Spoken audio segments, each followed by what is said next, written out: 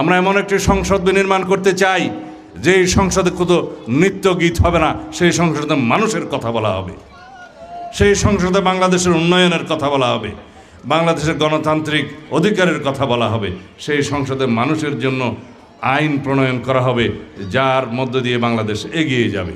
আমরা এমন একটা সংসদ চাই যেই সংসদে কোনো রকমের সন্ত্রাসীদের জায়গা হবে না, যেই সংসদে নৃত্য গীত হবে না, যে সংসদে শুধুমাত্র প্রশংসার স্তুতি বাক্য প্রচলন হবে না, সেই সংসদে বিরোধিতা থাকবে, মানুষের জন্য কথা বলবে।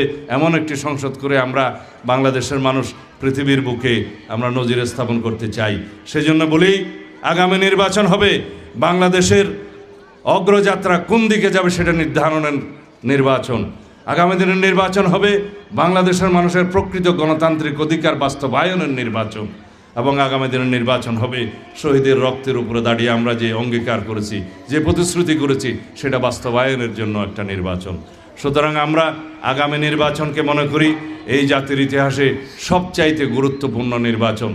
আগামী নির্বাচন এই জাতির বাক বদলে দেবে, এই জাতির গণতন্ত্র দৃঢ়ভিত্তির উপর দাঁড়াবে। সমস্ত গণতান্ত্রিক প্রতিষ্ঠান আগামী নির্বাচনের মধ্য দিয়ে একটি শক্তিশালী ভিত্তি পাবে, তার মধ্য দিয়ে গণতন্ত্রের রক্ষা কবচ হিসাবে সেই সমস্ত প্রতিষ্ঠান কাজ করবে ইনশাআল্লাহ। আমি হয়তো অনেকগুলো কঠিন কঠিন কথা আপনাদের সাথে বললাম, কিন্তু এই কথাগুলো যেহেতু জাতীয় ভিত্তিতে প্রচারিত হবে সেই জন্য আমার বলা। এইবার আমি আমাদের স্থানীয় ভাষায় কথা বলি, যদি অনুমতি থাকে।